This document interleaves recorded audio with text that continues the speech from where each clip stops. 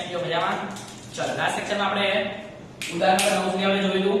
હવે આવી ગયા ઉદાહરણ નંબર 10 ઉપર. બરાબર ને? શું કીધું એમાં કે સંગીત ખુરશીની રમતમાં સંગીત પૂરી પાડતી વ્યક્તિને સૂચવવામાં આવી છે કે તે વગાડવાનું શરૂ કરે તેની 2 મિનિટમાં ગમે તે સમયે સંગીત વગાડવાનું રોકી દે. સંગીત શરૂ થયા પછીની પહેલી અડધી મિનિટમાં સંગીત બંધ થઈ જશે તેની સંભાવના શોધો. હવે આપણે એમ કીધેલું છે કે 2 મિનિટમાં ગમે ત્યારે રોકી શકે. એનો મતલબ કે 2 મિનિટથી વધારે સંગીત વગાડી શકે નહીં. બરાબર ને? તો આપણી જોડે જે પ્રમાણે આપેલું છે એમાં સંભાવના માટેનું કુલ સમય કેટલો છે આપણી જોડે સંગીત વગાડવા માટે? તો કે કુલ સમય 2 મિનિટ છે. બરાબર ને? 2 મિનિટથી વધારે વગાડી શકે નહીં. હવે આપણે સંભાવના કોની શોધવી છે કે સંગીત શરૂ થયા પછી પહેલી અડધી મિનિટમાં સંગીત બંધ થઈ જાય. એટલે આપણે જે જરૂરી સમય કેટલો છે? અડધી મિનિટ. એટલે જરૂરી સમય કેટલો થયો? અડધી એટલે 1/2 મિનિટ. ઓકે? તો હવે આપણે અડધી મિનિટ માટે સંભાવના શોધવી હોય તો ઘટના લઈ લઈએ p ઓફ e. શું આવશે? તો કે પહેલી અડધી મિનિટમાં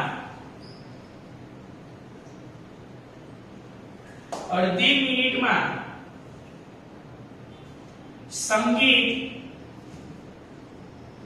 બંધ થાય તેની સંભાવના. ઓકે? ચાલો તો હવે એક કામ કરીએ. સૂત્ર શું છે? તો સૂત્ર માટે જરૂરી સમય કેટલો છે આપણી જોડે? એટલે જરૂરી સમય છેદમાં કુલ સમય. ઓકે? ડન. ચાલો તો જરૂરી સમય આપણી જોડે કેટલો છે? 1/2 અને કુલ સમય કેટલો છે આપણી જોડે? 2. ઓકે? ચાલો અંશનો છેદમાં જતો રહે. બરાબર ને? તો શું થશે? 1 આખાના છેદમાં 2 2 4. એટલે કે આપણને અડધી મિનિટમાં સંગીત પૂરું થઈ જાય તેની સંભાવના કેટલી મળી? 1/4. બોલો ખબર પડી ગયા બધાને? પાક્કું ને? ઈઝી. ડન ને બેટા? જે જોઈતું હતું એ અડધી મિનિટ છે, જે કુલ સમય છે 2 મિનિટ છે, અડધું ભાગ્યા 2 એટલે 1/4. બોલો ફાફડા આવો હવે. ઈઝી. ડન ને? ઉદાહરણ નંબર 11 પર આવીએ. ખોવાઈ ગયેલ હેલિકોપ્ટર વિશે ખબર મળી છે કે આકૃતિમાં દર્શાવેલ લંબચોરસ વિસ્તારમાં ક્યાંક તૂટી પડેલ છે. શું સંભાવના છે કે તે આકૃતિમાં બતાવેલ તળાવમાં તૂટી પડે છે? કહેવા શું માંગે છે કે આપણી જોડે એક લંબચોરસ જંગલ છે, વિસ્તાર છે. ઓકે? હવે એ લંબચોરસ વિસ્તારની અંદર આપણને ક્યાંક તળાવ આપેલું છે. ઓકે? તો આ તળાવની અંદર આ હેલિકોપ્ટર તૂટી પડે એની સંભાવના શોધવાની છે. તો એનો મતલબ શું થયો? આપણી જોડે કુલ આપણો એરિયા કેટલો છે? આ લંબચોરસ જેટલો. હેલિકોપ્ટર આપણે શેની અંદર પાડવું છે? તળાવની અંદર. એટલે જરૂરી જગ્યા કેટલી છે? તળાવ. ઓકે? તો એક કામ કરીએ, આપણો જે કુલ વિસ્તાર છે એ કેવો છે? લંબચોરસ. તો એનું ક્ષેત્રફળ શોધી લઈએ. પછી આપણે જે તળાવ જોઈએ છે એનું માપ પહેલા શોધીએ, પછી ખબર પડે કે લંબચોરસ એટલે ચોરસ. ઓકે? ચાલો તો સૌથી પહેલા આપણે લંબચોરસ માટેનું આપેલું તો લંબચોરસનું કામ બતાવી દઈએ. તો લંબચોરસનું ક્ષેત્રફળ, લંબચોરસ વિસ્તારનું ક્ષેત્રફળ. તો લંબચોરસ વિસ્તાર માટે આપણને લંબાઈ એની ખબર છે, લંબચોરસની કેટલી આપી જોઈ લો આકૃતિમાં આ રીતની 9. એટલે લંબચોરસની લંબાઈ આપણને આપેલી છે L બરાબર 9 કિલોમીટર. એની પહોળાઈ આપણને આપેલી છે જોઈ લો આ રીતની 4.5 કિલોમીટર. એટલે B બરાબર 4.5 કિલોમીટર. તો હવે લંબચોરસ વિસ્તારનું ક્ષેત્રફળ શોધવું છે તો એનું સૂત્ર આપણને ખબર પડી ગઈ, L ગુણ્યા B. ઓકે? ચલો L એટલે 9 ગુણ્યા B એટલે 4.5. ઓકે? ચલો આને કહી શકાય 9 ગુણ્યા 45 છેદમાં 10. ઓકે? ચલો ગુણાકાર કરો. 9 પંચા 45 મોદી પડી 4, 9 ચોક 36 ને 4 40, પણ છેદમાં 10 એટલે 1 પોઈન્ટ કાપવાનો એટલે 40.5 કિલોમીટર સ્ક્વેર જેટલો આપણને એરિયા મળી ગયો. એટલે કે આપણને જે જંગલ આપેલું છે, વિસ્તાર આપેલો છે એનો કુલ એરિયા આપણે જોડે કેટલો છે? 40.5 કિલોમીટર સ્ક્વેર. હવે આપણે તળાવની જગ્યા શોધી લઈએ કે તળાવ કેટલા ભાગમાં છે. બરાબર ને? તો ચલો તળાવ માટે જોઈ લો એટલે આપણે ધ્યાનથી તમે જોશો તો જો અહીંયાથી કુલ આટલું આપણને 4.5 આપેલું છે, આ બાર 2 આપેલું છે, તો આખા 4.5 માંથી 2 જાય તો આટલો ભાગ કેટલો આવે? 2.5. બરાબર ને? અને આ આખી પહોળાઈ કેટલી આપી છે? લંબાઈ 9. એમાં આખેથી આટલો ભાગ કેટલો આપે છે? 6. તો 9 માંથી 6 જાય તો બાકીનો ભાગ કેટલો મળી જાય? 3. બરાબર ને? એનો મતલબ કે આ જે તળાવ છે એની લંબાઈ 3 મળી અને પહોળાઈ 2.5 મળી. તો બંને અલગ અલગ છે, લંબચોરસ તળાવ જ છે. તો કઈ વાંધો નહીં. હવે તળાવ માટે આપણે જોઈએ તો તળાવની લંબાઈ કેટલી? તો એની લંબાઈ કુલ 9 છે જે જંગલની, એમાંથી આટલો ભાગ બાદ કરી દઈએ 6 એટલે કેટલી મળે? 3 કિલોમીટર. ઓકે, એ જ રીતે તળાવની પહોળાઈ કેટલી થશે?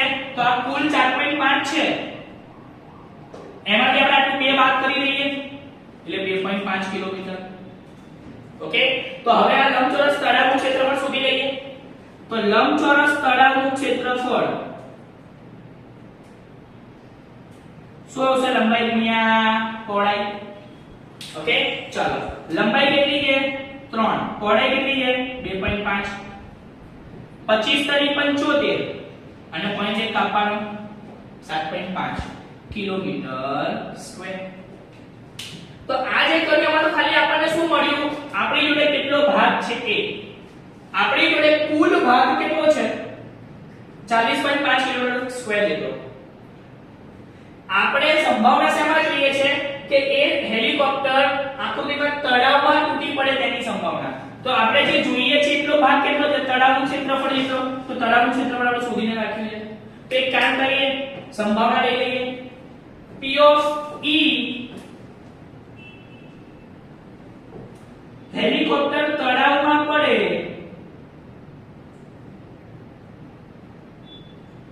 તેની સંભાવના. તો એક કામ કરીએ, તળાવમાં પડે એવું જોઈએ છે તો સૂત્રમાં શું આવશે? તળાવનું ક્ષેત્રફળ છેદમાં કુલ ક્ષેત્રફળ એટલે લંબચોરસ જંગલનું ક્ષેત્રફળ. ઓકે, ચાલો તળાવનું ક્ષેત્રફળ આપણી જોડે કેટલું છે? તો કે 7.5 છેદમાં આપણી કુલ ક્ષેત્રફળ કેટલું છે? 40.5. જો ઉપરની પોઈન્ટ પછી આગળ પોઈન્ટ પછી એક એના વડે પોઈન્ટ જતો રહેશે. તો હવે આપણી જોડે શું રહ્યું? માત્ર 75 ના છેદમાં 405. ઓકે, ચાલો આપણે ભાગ લઈ જોઈએ. 25 તરી 75 અહીંયા 25 વડે ભાગ ઉડશે, 15 વડે આપણે 5 વડે લઈ લઈએ. 15 પંચા 75. ઓકે, તો આને આપણે 5 વડે ભાગીએ તો 5 * 40 5 * 5 એટલે 81 પંચા. તો એનો મતલબ 5 5 ઉડી ગયા તો શું આવ્યું? 15 ના છેદમાં 81. હજી ભાગ લેવો છે 5 તરી 15 અહીંયા આવશે 8 ને 1 નો એટલે 3 વડે ભાગ ચાલશે.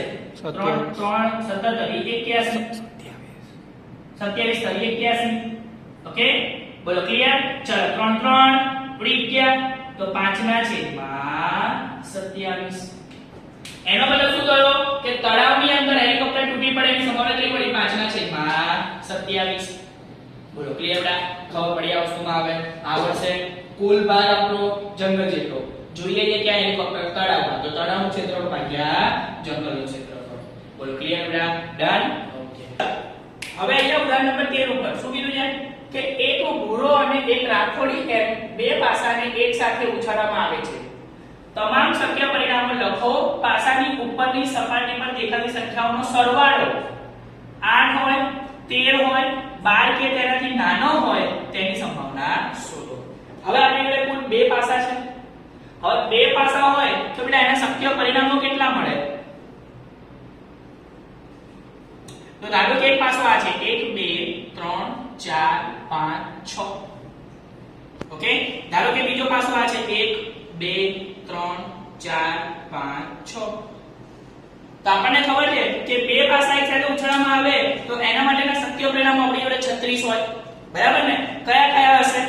તો લખીએ 1,1 1,2 1,3 1,4 1,5 1,6 પહેલા પાસામાંથી એક મળ્યો તો આ પાસામાંથી કાં તો 1 મળી શકે કાં તો 2 મળી શકે કાં તો 3 કાં તો 4 કાં તો 5 કાં તો 6 એ જ રીતે બીજા પાસા બે પાસા એક સાથે ઉછાળે ધારો કે પહેલા પાસા પર 2 મળ્યા તો બીજા પાસા વાળા 6 માંથી કોઈ એક મળી શકે તો 2,1 2,2 2,3 2,4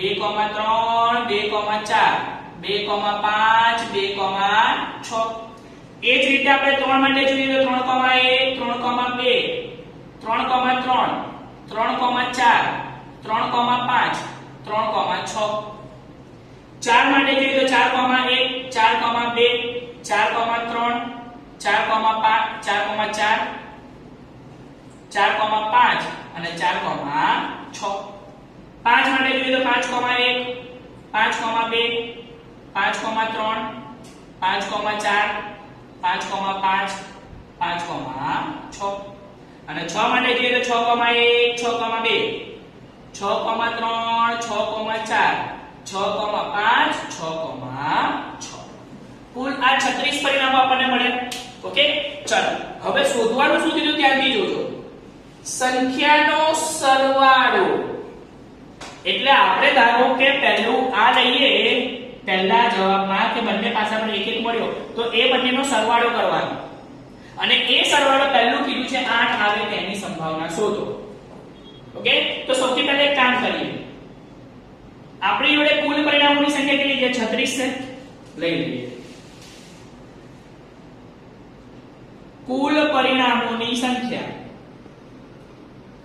36 ઓકે હવે આપણને શું કીધું છે કે સરવાળો 8 આવે તો જરૂરી પરિણામોની સંખ્યા એટલે કે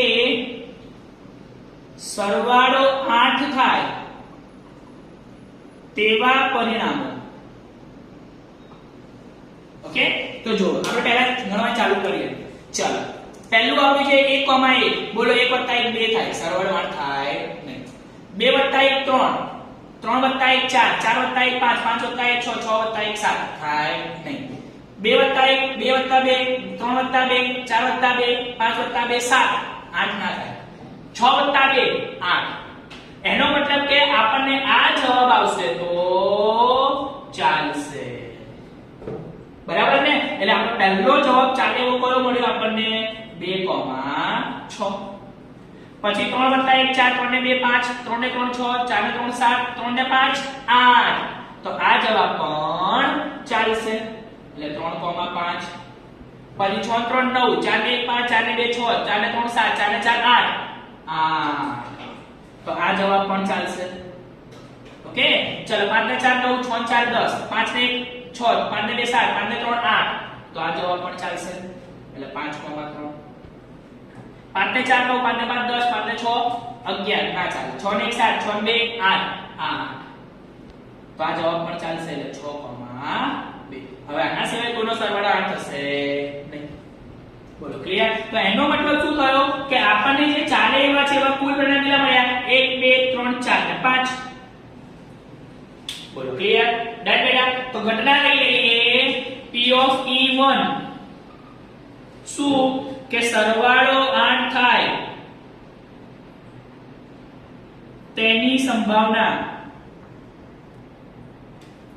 તો સરવાળો 8 થાય એના માટે શું જોઈશે 8 આવે તેવા પરિણામો એટલે જરૂરી પરિણામો છેદમાં કુલ પરિણામોની સંખ્યા ઓકે ચલો જરૂરી પરિણામો આપણને કેટલા મળ્યા 5 છેદમાં કુલ પરિણામો આપણી જોડે કેટલા છે 36 ભાગ રહ્યું છે નહીં 5/36 બોલો ખબર પડી ગઈ બેટા ફાવે આવો હવે આવડશે ને એના પછી શું કીધું છે 13 હોય એટલે આપણે બંને પદો પર બંને સંખ્યાઓનો સરવાળો 13 હોવો જોઈએ ઓકે તો પહેલા એક કામ કરીએ પહેલા લખી દઈએ કે સરવાળો 13 આવે તેવા પરિણામોની સંખ્યા સરવાળો 13 આવે તેવા પરિણામોની સંખ્યા ઓકે જો 1 + 1 2 1 + 2 3 બધામાં જાઓ સૌથી મોટું આ છે 6,6 તો 6 6 12 એનો મતલબ કે 12 થી મોટા થવાના જ નથી તો 13 આવી શકશે સરવાળો જોઈ લો ચેક કરો ગમે તે કિંમત લઈ લો 5 ને 3 8 થાય 6 5 11 6 4 10 6 3 9 6 6 12 12 થી મોટો થાય નહીં એનો મતલબ કે એવા કોઈ પરિણામો આપણને મળતા જ નથી બોલો રાઈટ તો એનો મતલબ કે 13 આવવાની સંભાવના કેટલી થઈ ગઈ શૂન્ય કેમ લખીએ P of E3 અને E2 સરવાળો 13 આવે તેની સંભાવના તો શું આવશે જરૂરી પરિણામો છેદમાં કુલ પરિણામો ચલો જરૂરી પરિણામો 0 મળતા જ નથી ને અને કુલ પરિણામો 36 0 ભાગ્યા 36 0 બોલો ક્લિયર બેટા વસ્તુ ખબર પડી ને ઓકે હવે આપણે ત્રીજું જોઈએ કે 12 કે તેનાથી નાનો હોય બેટા મહત્તમ 12 છે તો બધા અંકનો સરવાળો 12 કે તેનાથી નાનો થવાનો ને હા કે ના 1 ને 2 બોલો 12 થી નાનો થઈ ગયો 6 6 12 બોલો 12 તો છે તો 12 કે તેથી નાનો તો 12 ચાલે ને 12 ચાલે એનો મતલબ કે આની સંભાવના કેટલી એક તમે ગમે તેટલી પાછા બંને ફેંકો જવાબ 12 કે 12 એનો સરવાળો 12 કે 12 થી નાનો જ થવાનો છે ઓકે તો P of E3 સરવાળો 12 કે તેથી નાનો આવે તેની સંભાવના ઓકે તો ચાલો આપણે એક કામ કરીએ સૂત્ર લખી લઈએ કુલ પરિણામો છેદમાં શક્ય પરિણામો જરૂરી પરિણામો છેદમાં કુલ પરિણામો બેટા શક્ય પરિણામો આપણા કેટલા છે 36 છે 36 બરાબર ને બધાનો જવાબ 12 કે 12 થી નાનો જ આવવાનો છે સરવાળાનો તો એનો મતલબ 36 છે 36 અને છેદમાં કુલ પરિણામો પણ કેટલા છે 36 એનો મતલબ એની સંભાવના કેટલી પડી ગઈ આપણને 1 36 36 ઉડી ગયા બોલો ડન બેટા વસ્તુ ખબર પડી ને આની અંદર પાક્કું ને ડન છે ને ઓકે તો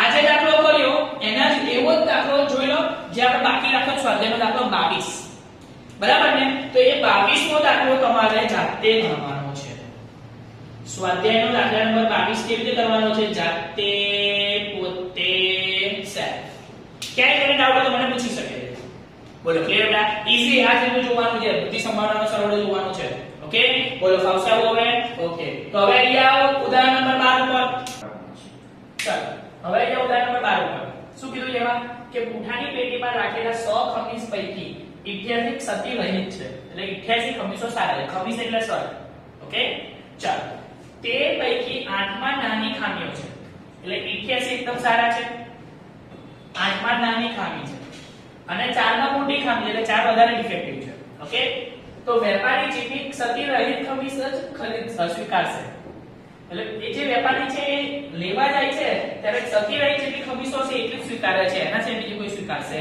નહીં પરંતુ અન્ય વેપારી સુજાતા માત્ર મોટી ખામીવાળા ખમીસ જ નકારશે એટલે 88 તો એને ચાલશે જ ચાલશે પણ જોડે જોડે આ 8 છે ને એ પણ ચાલશે કેમ કારણ કે એ શું કરે ખાલી મોટી ખામીવાળા જ નકારે છે તો મોટી ખામીવાળા 4 છે એને ચાલશે નહીં પણ 88 પણ ચાલશે અને નાની ખામીવાળા 8 પણ એને ચાલશે ઓકે ડન તો હવે આપણે શું કીધું છે કે પેટીમાંથી યાદચ્છિક રીતે કાઢવામાં આવશે તે જીમ્મીને સ્વીકાર્ય હોય તેની સંભાવના કેટલી અને બીજું સુજાતાને સ્વીકાર્ય હોય તેની સંભાવના કેટલી ઓકે ચલો તો પહેલા એક કામ કરી લઈએ આપણે આપણી જોડે કુલ ખમીસ કેટલી છે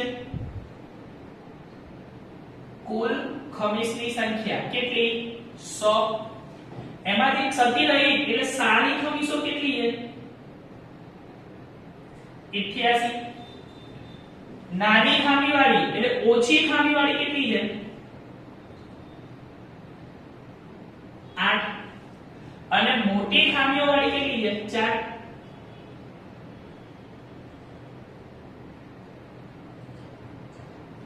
ઓકે ડન એમાંથી સૌથી પહેલું આપણે જોઈ લઈએ કે જીમ્મીને સ્વીકાર્ય હોય તેની સંભાવના કેટલી તો જીમ્મી કઈ કઈ ખમીસ સ્વીકારે છે જે એકદમ સારી હશે એ જ જો કીધેલું છે આપણને કે જીમ્મી સતી રહિત ખમીસો જ સ્વીકારશે ઓકે એટલે જીવવીને સ્વીકાર્ય હોય તેવી ખમીસની સંખ્યા કેટલી? 88. એટલે જરૂરી પરિણામો આપણે 88 મળી ગયા. તો ચાલો સંભાવનાનું સૂત્ર મૂકી દઈએ. P of E1 જીવવીને સ્વીકાર્ય હોય તેની સંભાવના. Okay done. ચાલો તો એના માટે આપણને ખબર છે જરૂરી પરિણામો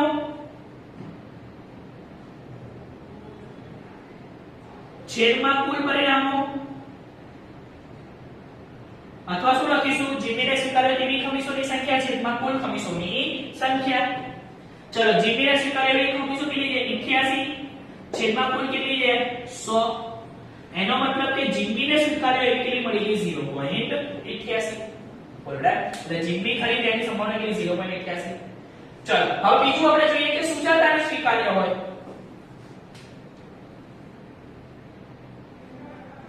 તો સુજાતાને સ્વીકાર્ય હોય તેવી ખમીસોની સંખ્યા કેટલી? તો કે એક સારી તો સ્વીકાર્ય છે 88, પણ એની જોડે જોડે જે નાની ખામી વાળી છે એ પણ સ્વીકાર્ય છે. એ કેટલી છે? 8. તો વત્તા 8 એટલે કુલ એને સ્વીકાર્ય હોય એવી ખમીસોની સંખ્યા કેટલી થઈ ગઈ? હવે 96. બોલો ક્લિયર બેટા? ડન ને? ચાલો તો હવે એને સંભાવનાનું સૂત્ર મૂકી દઈએ. સંભાવના P of it સુજાતાને સ્વીકાર્ય હોય